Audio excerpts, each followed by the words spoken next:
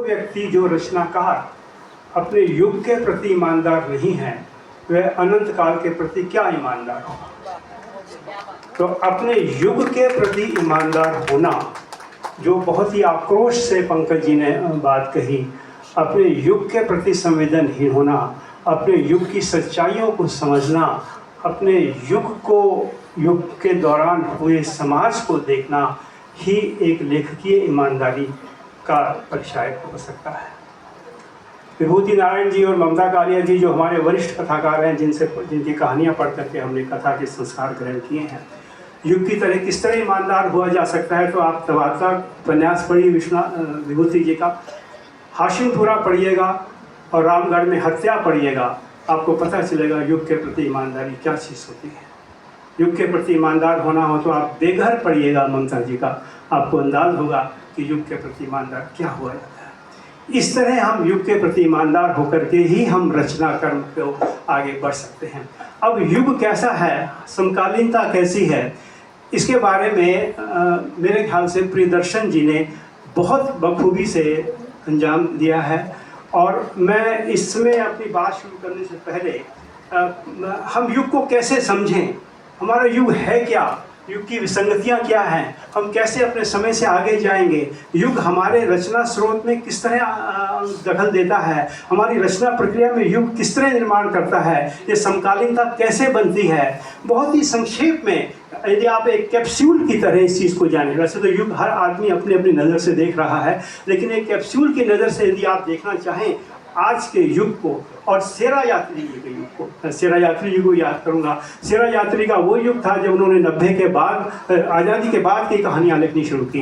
तब का मध्य वर्ग जो शेरा यात्री की कहानियों में आता है, इतना निर्मम नहीं हुआ था जितना निर्मम आज का मध्य वर्ग है। तब का मध्य वर्ग में एक उदारता थी, एक मानवीयता थी। शेरा यात्री की कहानियों में ये आते हैं बहुत चीज़ें, आज के मध्य वर्ग में शायद वो चीज़ें नहीं आई, वो उस समय का युग था। आज जो युग है जिस तरह हम देख रहे हैं, उसको यदि आपने कैप्सूल की तरह से समझना हो तो मैं प्रियदर्शन जी की 2 किताबों का जिक्र करना चाहूँगा जो इन दिनों में आजकल मैं पढ़ रहा हूँ। वो किताब का एक नाम है, संशोधित करें यदि मैं गलत कह रहा हूँ, एक है भारत की घड़ी और एक है जो हिंदुस्तान हम बना रहे हैं।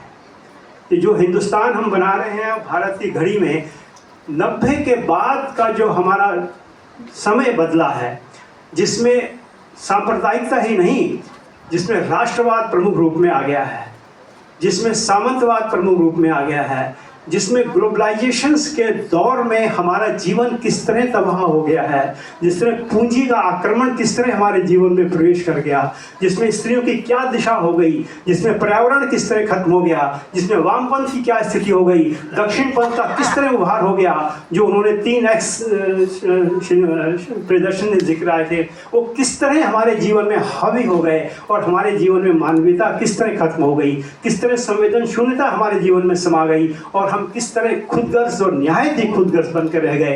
यदि ये चीज़ें का आपने देखनी हो और ये चीज़ें यदि हमें अपने कहानी के दौर में उतारनी हो, अपने समय के आईना को रखना हो, तो इन किताबों को पढ़ना मित्रों हमारे लिए एक हमारी रचना प्रक्रिया को मजबूत करने के लिए, हमारी अपनी संवेदनाओं को और हमारे अपने समय को समझने के लिए एक बहुत बड़ा कदम होगा। मेरा केवल सलाह के रूप में मैं कह सकता हूँ कि आप इन किताबों को पढ़ेंगे तो किसी न किसी रूप में ये किताबें या ऐसी बहुत सारी किताबें आजकल आ रही हैं, हमें अपने आप को ज़्यादा संवेदनशील और एक ज़्यादा समझदार बनाएंगी और हम अपने आप को ज़्यादा समृद्ध कर सकेंगे। ये युग के प्रति की बात, हम लोग समकालीनता की दौर की हम बात करते हैं। आज की जो कहानी है, जो इत्तफाकन आलोक जी ने मुझे इन कहानियों से गुजरने का भी मौका मिला, जो 23 कहानियाँ इन्होंने दी हैं, इत्तफाकन वो कहानियाँ भी मैंने पढ़ी हैं। तो उन कहानियों में हमारा आज का समय, उन कहानियों में हमारी आज की समकालीनता दिखाई देती है।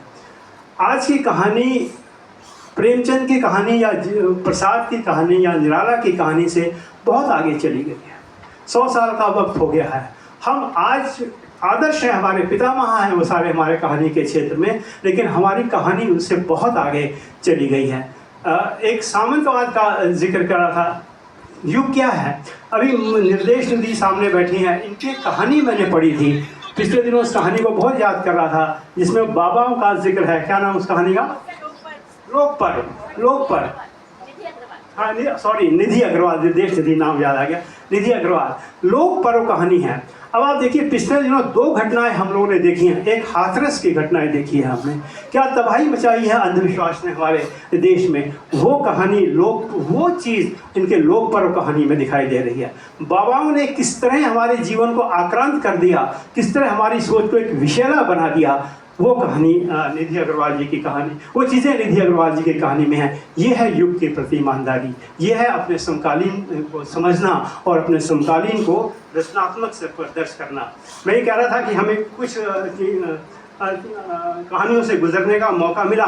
हालांकि मैं सभी 23 कहानियों पर बातचीत करना चाह रहा था जब मैं तैयारी करके आया था, लेकिन सुभाष चंद्र जी का आग्रह है कि आपको केवल 10 मिनट का ही वक्त है, तो 10 मिनट में मैं सारी 23 कहानियों का नाम भी लेना चाहूँगा तो शायद 10 मिनट पूरे हो जाएंगे। लेकिन 3 कहानियों का मैं ज़रूर जिक्र करूँगा जिसमें हमें समकालीनता दिखाई दी और समकालीन कहानियों की चुनौतियों के रूप में हम कहानी को देख सकते हैं। एक कहानी है वंदना वाजपेयी की कैंसर, शायद सब लोगों ने नहीं पढ़ी हो।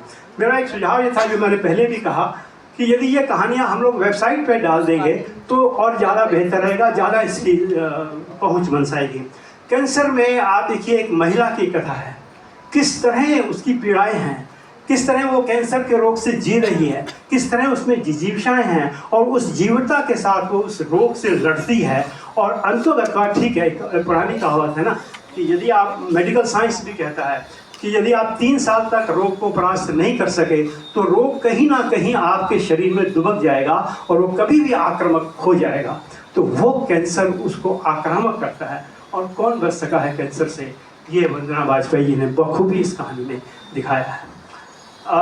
प्रियदर्शन जिक्र कर रहे थे राष्ट्रवाद का, सांप्रदायिकता का, क्रूर राष्ट्रवाद का, सांप्रदायिक से बढ़कर राष्ट्रवाद की हो गई है। आशीष दशोत्तर की कहानी गिंडोले को आप देखिएगा।